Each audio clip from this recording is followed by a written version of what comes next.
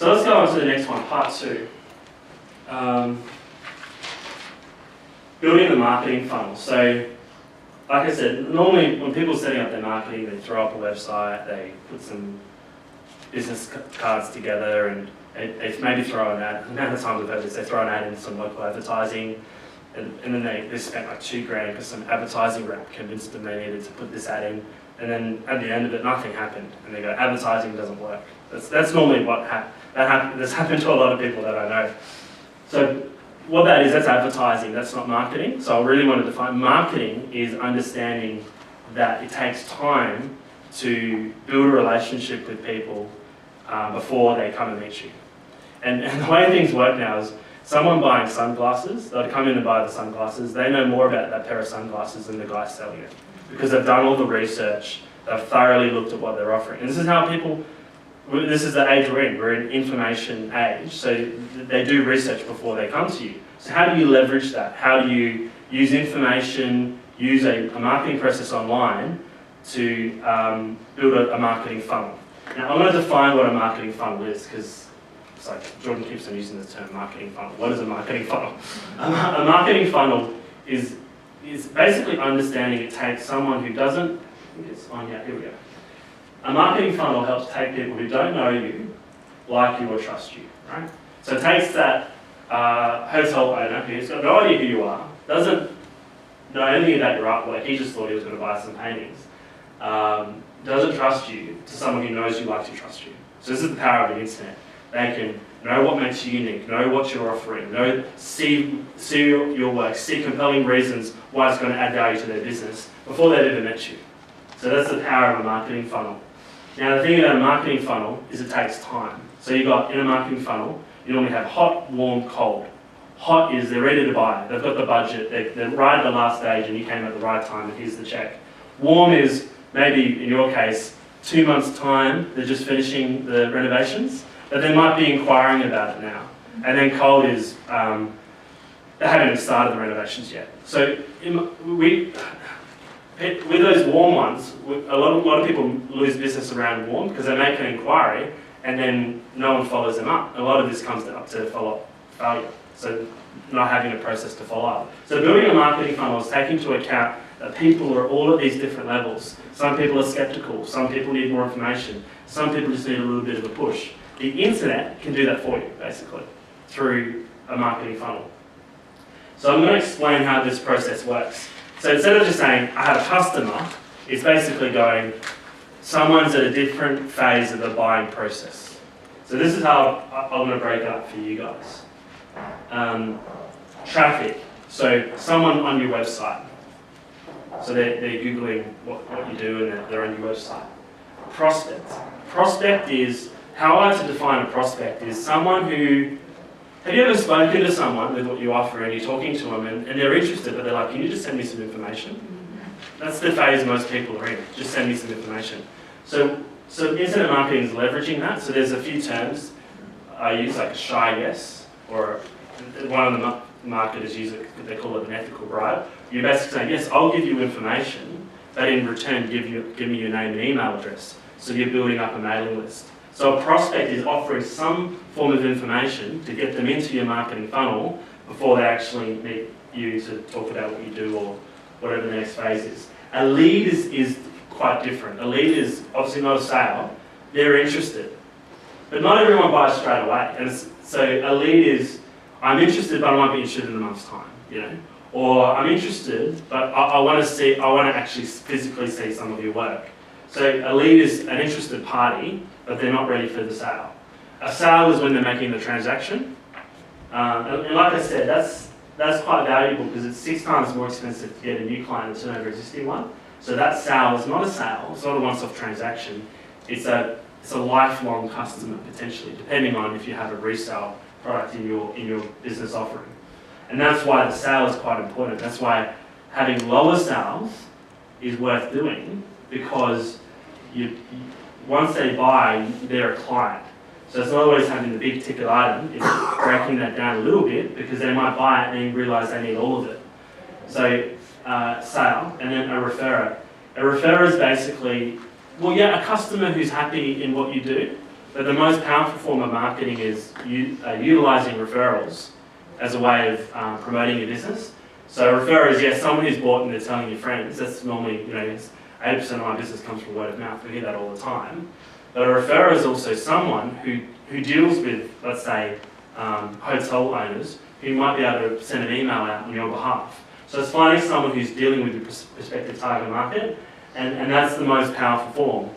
A lot of advertising is spent on traffic, and no one really looks at referral as a way of spending money on advertising, but that end is the priority onwards. That's actually the hardest to get new business from, like cold traffic, and that's actually quite easier. So when you're thinking advertising budget, depending on where you're at your business, you want to be spending more money on referrers, than on traffic. What does that look like? We'll talk about that.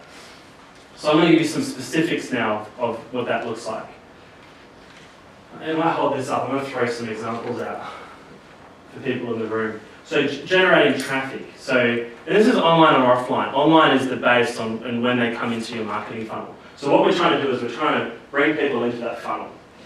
And it all starts off with someone visiting the website, of course. That's the starting point. So traffic generation, so search, we talked about that. So keywords, people typing in specific keywords. But in that first phase, you did that research.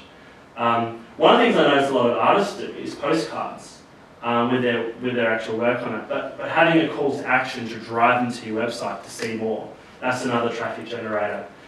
Industry websites, so websites that are out there that contain traffic of your target market and trying to negotiate some kind of traffic driving relationship to your website. Facebook ads. We were talking before, the awesome thing about Facebook ads at the moment is you can go, we were talking to, sorry, what was your name? Jim. His target market was 50 to, let's say, 65-year-old women who like to go to a musical, a production, right? Great thing about Facebook is you can set up a campaign specifically of that. So 50 to 65-year-old women who like, and if you put in who like musicals, it's got to get very small, but you've got a super targeted group to advertise to. Take that out and expand that quite bigger. But the awesome thing about Facebook ads is you can zone in on those niche markets because people put in their age, people put in their interests, and that's how you create an advertising campaign. It's based on that criteria. So that's all bringing people into your marketing funnel, bringing in that traffic. But once they're there, they're going to go in and disappear, right? That's just the way people work. They're not going to buy it in there. So if you have a website and say, buy my $3,000 product, buy it now, you're going to be disappointed because no one's going to do that. So your first objective is to get a prospect. And a prospect is basically someone saying, I want more information, I want to connect with you. Now, I'm still a big fan of email marketing and building a mailing list. But a prospect, in a way, is a like as well on your page. Because they're basically saying, I want to like this and receive updates from you.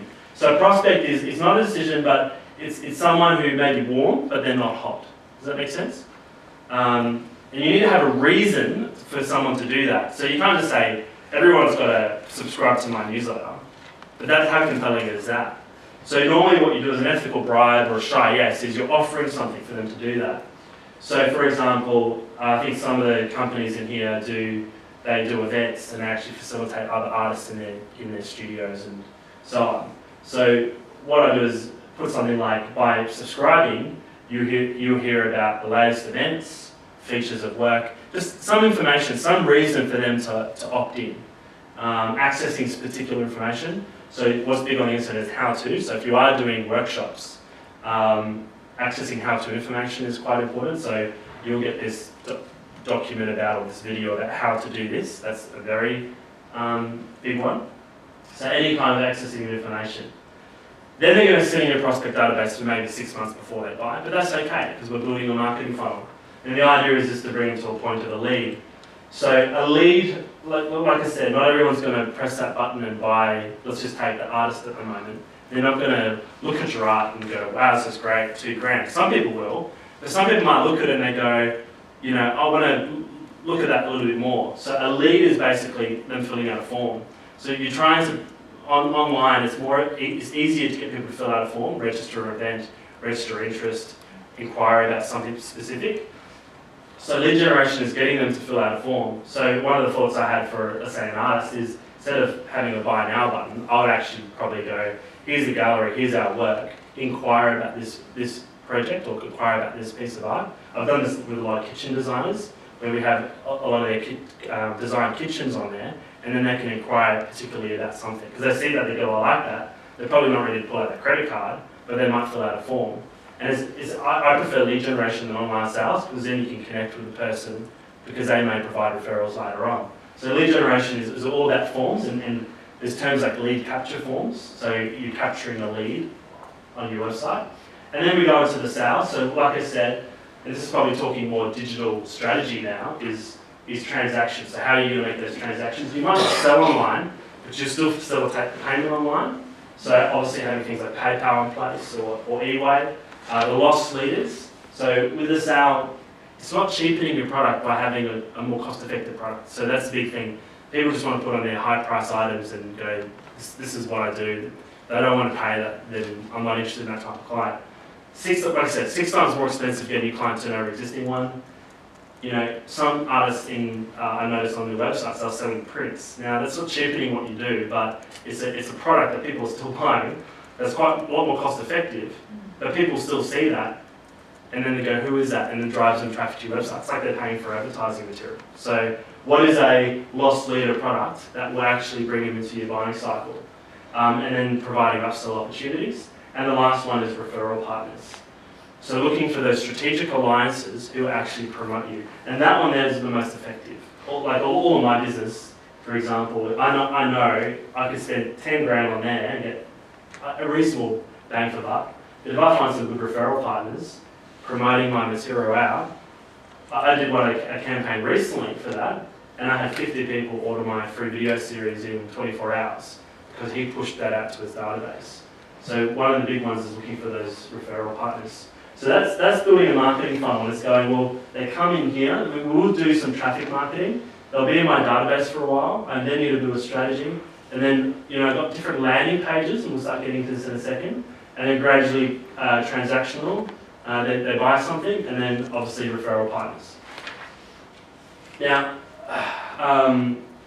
so this is your marketing mix. So it's not just add, sell, it's marketing process. So in your marketing mix, these are the type of questions you need to ask yourself. So what are some ways of attracting more traffic to my website? But not just traffic, but targeted traffic. Coming up with a list of websites that could drive referrals in. What is a prospect idea? So what is something that people can leave their name and email address for, or will build my mailing list? Because that mailing list is going to be very helpful for you over the next few years. Developing some lead generation ideas. What can I do to make it easy for people to respond to things?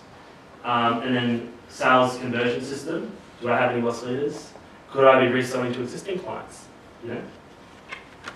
Through content marketing, and then also sourcing some referral partners. That's the big one. So I was to say, what's the most important? Referral partners. So one of the things I thought would be great for artists is, we'll talk about this, landing pages. So if you have a new piece of work that's made available, if you let's say for your situation is you're going out, you're displaying your work, you're partnering with all these different galleries, right? The question I'll be asking myself right now is, how do I build my mailing list for that? Maybe people could register then and there, but it's trying to generate some reason to get their email. I think the biggest thing is that mailing list. One of the lead generation ideas I had was having landing pages where you would release your work, and the landing page would basically be, this is something specific I thought for an artist that I thought worked really well. So you would have an email out that would go out, and this is basically keeping in mind you've been doing this mailing list. So let's say you had 100, and what's your most recent work? Do you can names? Is that right? The paintings that you do and so on. Yeah. So what's one of your more recent works? I don't know. I just okay. Yeah, okay, yeah, cool. So let's just call it, so this is what I was thinking, right? You have a landing page, right? And then you would have a gallery on the landing page, and this is more lead generation, and then you'd have some kind of release, so there would be photos of that work, and then you'd have some key points about it, and then it would have a form saying inquire about this. And then what would happen is that email would be like a product release, a launch release, and it would highlight key messages, so things that are unique about that, and then applications, so talking about, what would it be relevant to, so points that are relevant to various different target markets, and then it'd be a form, and then it'd have like inquire now. So I thought that would be a really great way of launching. So if you have that mailing list, and then people might go and go, this is actually quite good. It's not going to be hard for them to fill out a form, and then you have a conversation with them. So that would be like a really good lead capture landing page for an artist.